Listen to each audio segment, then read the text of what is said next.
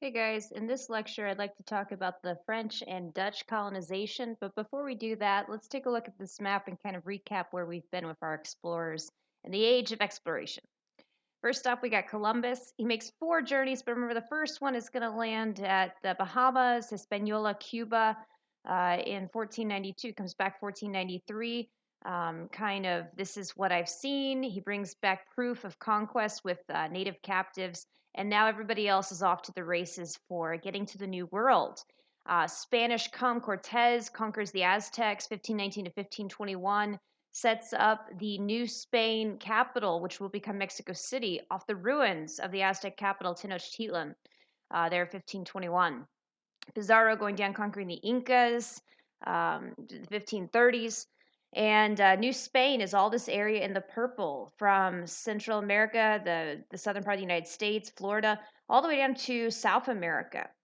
Now, the Portuguese who got this whole age of exploration started, Henry the Navigator and all of that, you have Bartolomé Diaz getting around the Cape of Good Hope down to the southern end of the African continent. Vasco da Gama really making it rich, making it all the way to India, to the Far East. That's where everybody wants to get to.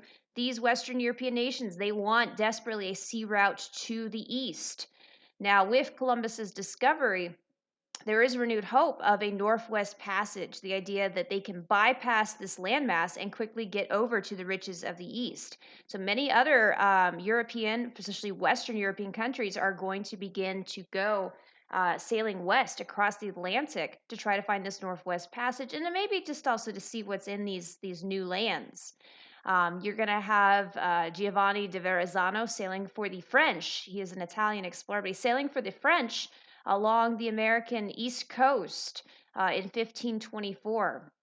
By the way, Giovanni de Verrazzano ends up dying a horrific death in the Caribbean. One of the accounts of his death is that he gets eaten by native Caribs, Caribbean islanders, while on one of the islands. His crew was too far away to help him, so he is cannibalized. Good stuff. But for the French, he's going to sail. For the Dutch, this is the Netherlands. You call the people that live there the Dutch. You're going to have Henry Cabot, an English explorer, will sail for the Dutch and land on the end of Long Island, discovering the New York Harbor and eventually sailing up what will be named after him, the Hudson River. And he will claim that land for the Dutch. And eventually, the Dutch will set up an outpost, a settlement at the end of Long Island, which will become New Amsterdam. And eventually, yes, that will become the Big Apple, New York. New York, so nice they named it twice, New York City. Um, Hudson, if you're wondering what this up here is, Hudson will later sail for his native England up to the Hudson Strait, named after him, and into Hudson Bay, also not so coincidentally named after him. Now, this journey ends with tragedy. He thinks he's found the Northwest Passage. His crew gets a little bit ornery and does a mutiny and leaves him off to drift in the icy Hudson Bay. Never to be seen again, Mr. Henry Hudson, great explorer. Let's see. You are also going to have Cabot exploring for the English the East Coast. And for the Portuguese, you're going to have Pedro Cabral, who will try to be going along da Gama's route, kind of gets swept west, lands on the South American East Coast here, and establishing that it is on the Portuguese side of the Treaty of Tordesillas, claims this land for Portugal, which will become Brazil. So Pedro Cabral establishing Brazil for the Portuguese there. We see some of the Portuguese outposts on the African coast. Remember, they're going to be early participants in the African slave trade. And the last thing I want to point out here for our explorers is Ferdinand Magellan sailing for the Spanish, 1519 through 1522, kind of while Cortez is doing his conquest of the Aztecs, has a mission to try to circumnavigate the world, to try to see how big this thing really is and see if there is a passageway beyond the Americas to get to the riches of the East. He succeeds by going through the Magellan Strait, named after him, and they land in these islands here, which he will name the Philippines, named after King Philip of Spain.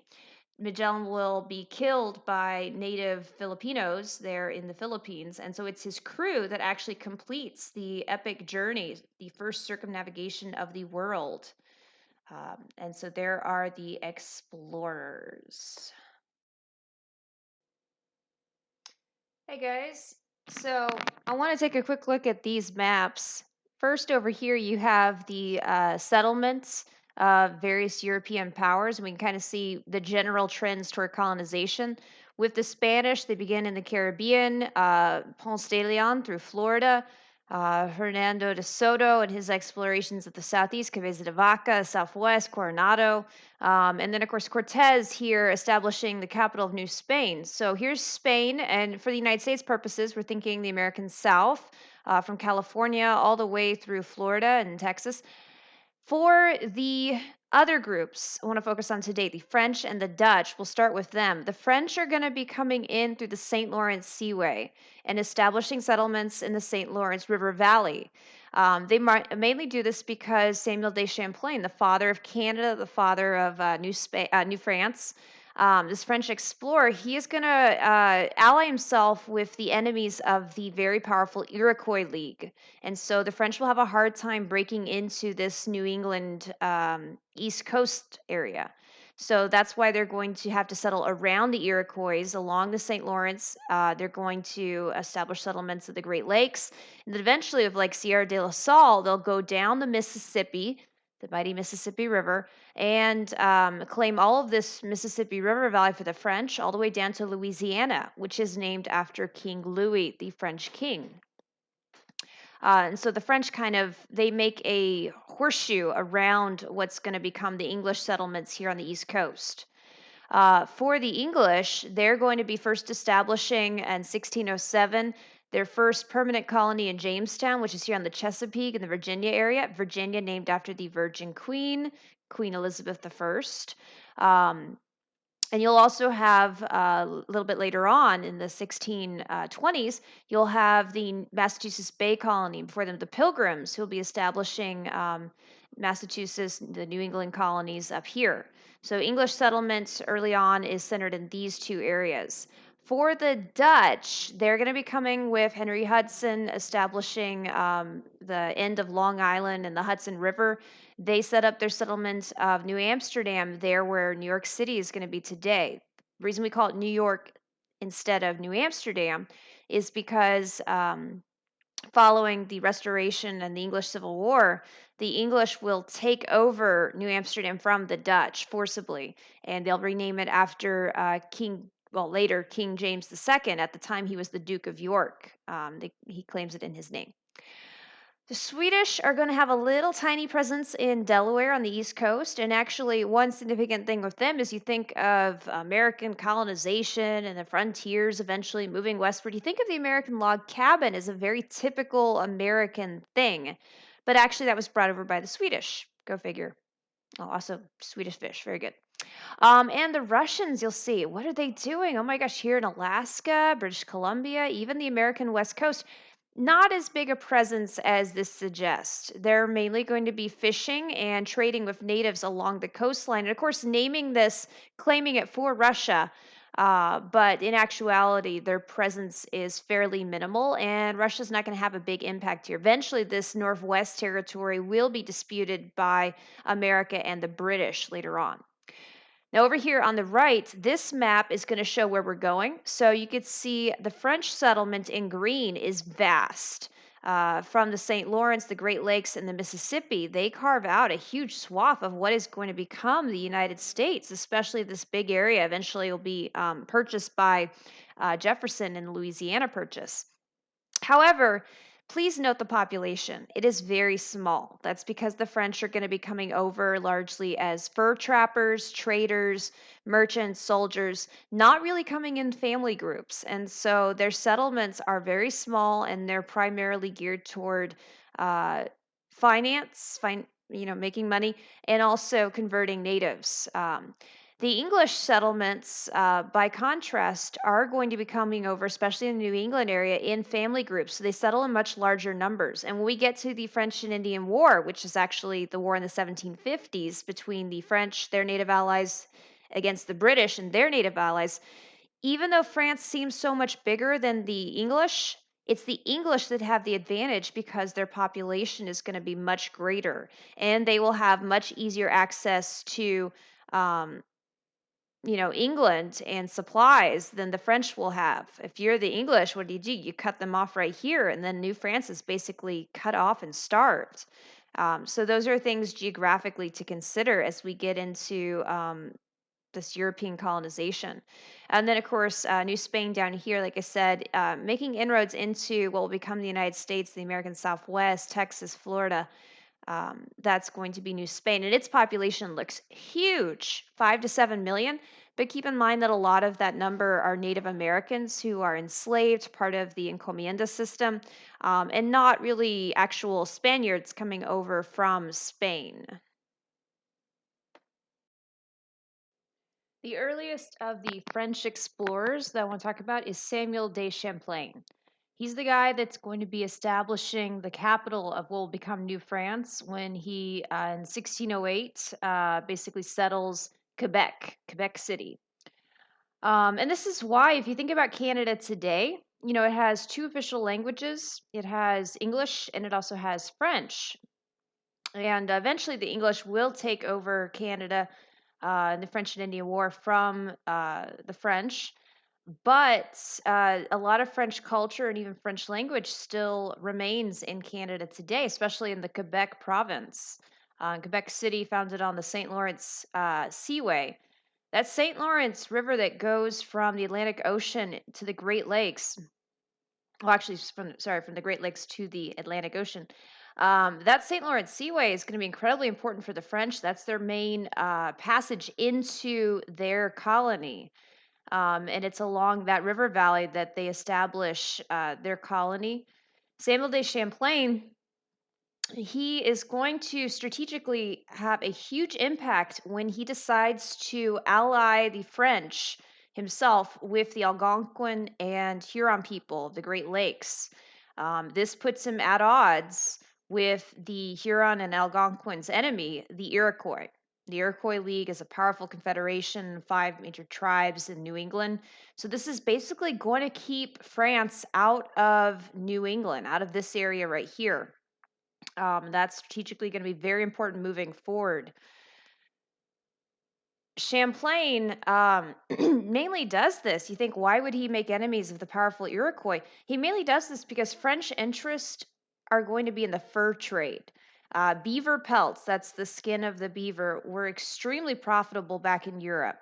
The beaver's coat was soft, its fur was very luxurious, and its pelt is basically waterproof because you remember, like, beavers go on rivers, they make dams. The waterproof coat is very, very nice. So, a beaver pelt back in Europe was worth almost its weight in gold. So, that's a huge venture for the French. And in order to hunt beavers, you have to know where they're at. You have to make alliances with native people in order to get the right hunting grounds. The Huron and Algonquin in this major area here, as well as some other tribes, they're going to be invaluable to the French in this effort. The Iroquois, um, that relationship was scrapped. So, like I said, that's a big deal. Samuel de Champlain, Lake Champlain in Vermont, and the Canadian border will be named after him. He explored some of northern New York State. Also, one of the first Europeans to see the Great Lakes region. And later on, French explorers like Sieur de la Salle will move down the mighty Mississippi River all the way to Louisiana, named after King Louis. And that's why you get Louisiana being a French colony. You get Cajun culture there, the Creoles. That's all from the French settlements. And so the French are going to have vast amounts of territory. But because of the nature of the fur trade, because they don't come over in family groups, it's going to be very sparsely populated. They do not settle in large numbers, unlike the English. Now, because they rely so much on natives for assistance with the fur trade, they have to have a positive relationship. So, this is going to be a big difference between the French and their interactions with the natives and the other groups we talked about, like the Spanish and like we're going to talk about the English. The French are not going to subjugate the natives like the Spanish did on their encomiendas, and they are not going to just be ripping away native land like the English will. They do intermix and marry with the natives. This is typically a French man, a fur trapper, trader, soldier, what have you, marrying a native woman, and the result was a métis. That is similar to the Spanish, the mestizo people. Um, but a difference here is the acceptingness of the French to allow Native Americans, especially those who had converted to Catholicism, to actually become French citizens. They definitely want to incorporate the Native Americans, and they understand how valuable Native relationships are.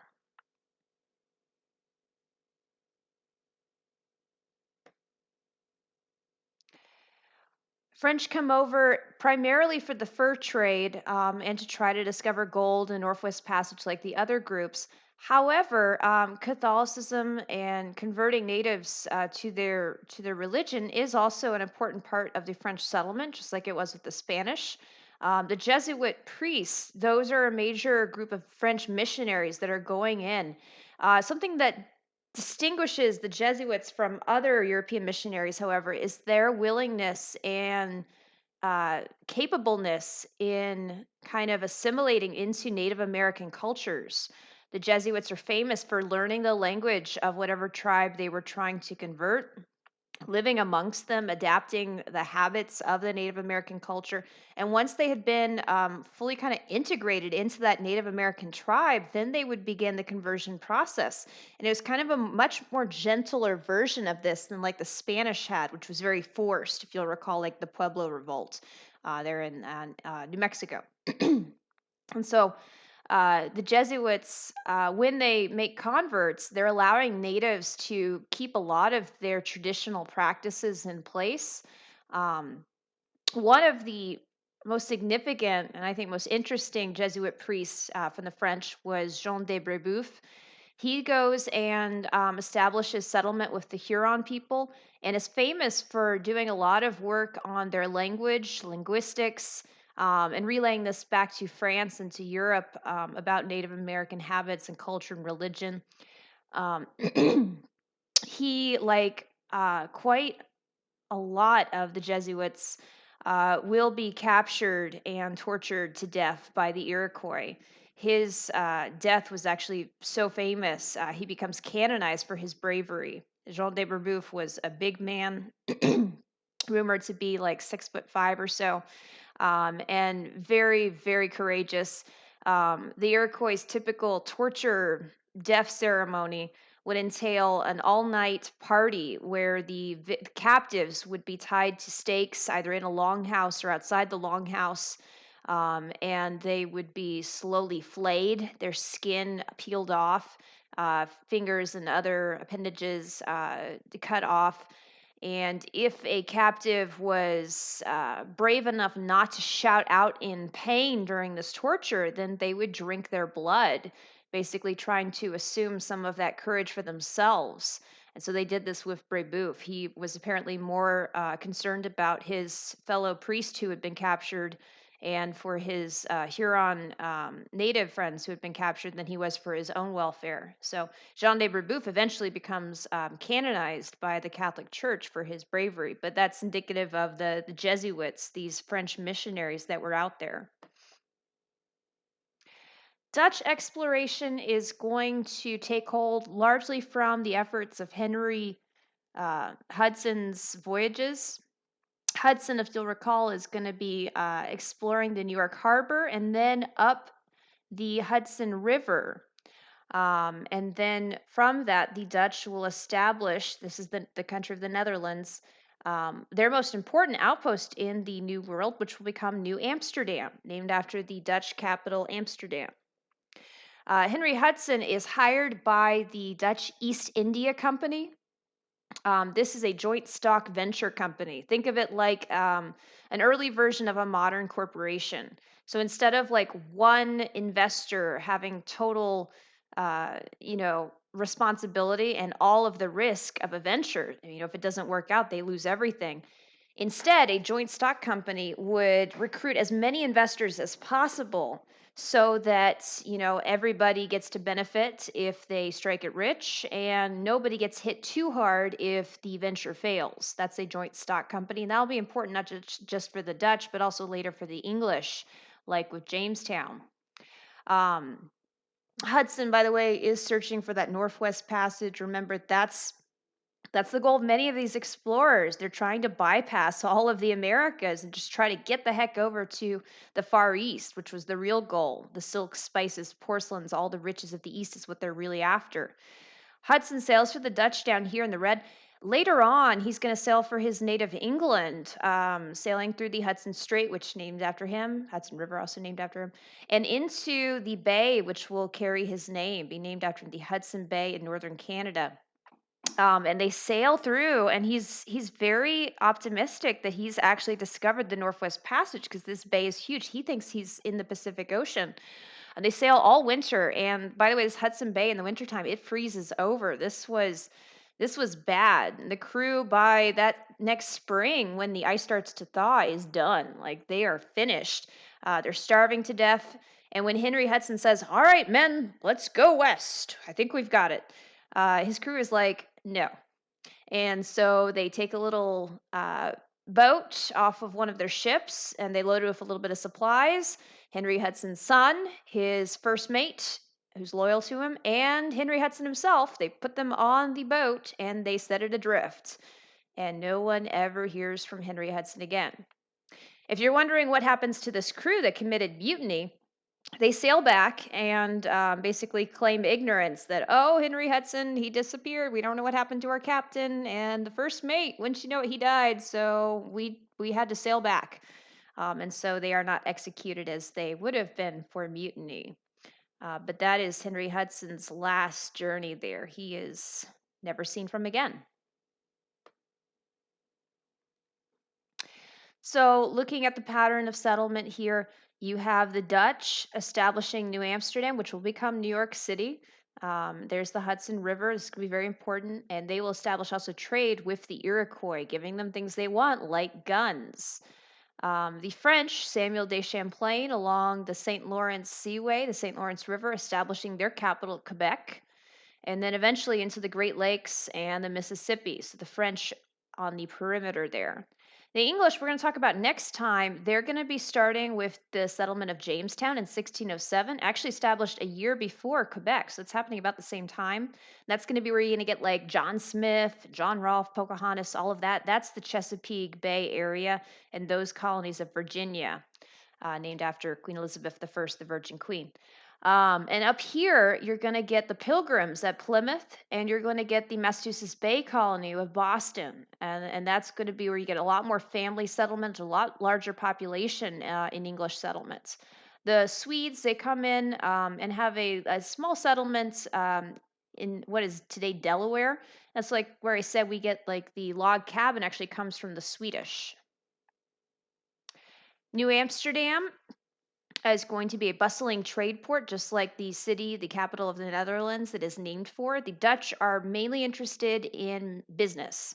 They are not interested in settling in families, so not a whole lot of settlers come over. These are mainly business people. But New Amsterdam does become a very diverse city, so diverse and so much freedom actually that it's kind of unique for the time period. Some of the ways it was unique are that slaves actually could have a half freedom, meaning they could, they had to fill a requirement working and stuff, kind of like a contract, but they could own land.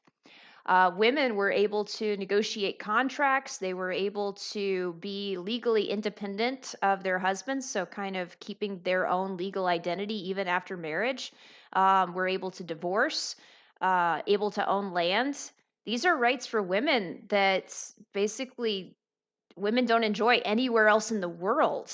This was crazy freedom for women at the time.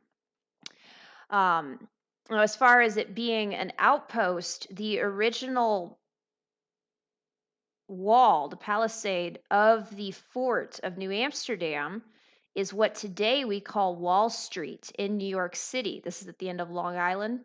And so the place where the stock market exists today on Manhattan in New York City is where the original wall was for the New Amsterdam settlement. That's why it's called Wall Street.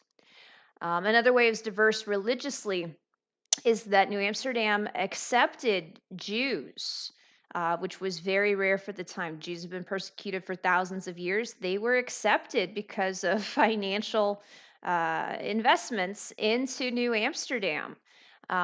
Protestants of all sorts, even Catholics. This was a very unique situation. And all the Dutch East India and later the Dutch West India Company that's founding it called for is that they not practice their non-Dutch religions in public.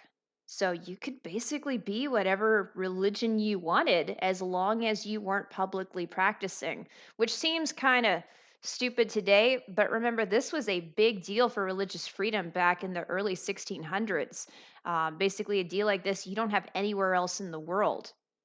Now, eventually, New Amsterdam will be taken over by the English after the English Civil War and the restoration of the monarchy in the later 1600s. It will be claimed and forcibly taken from the Dutch by the Duke of York. That's James II, future King of England, brother to Charles II. And that is why New Amsterdam goes from being Dutch to being the English colony of New York, with its capital there becoming so nice. They named it twice New York City. New York, New York.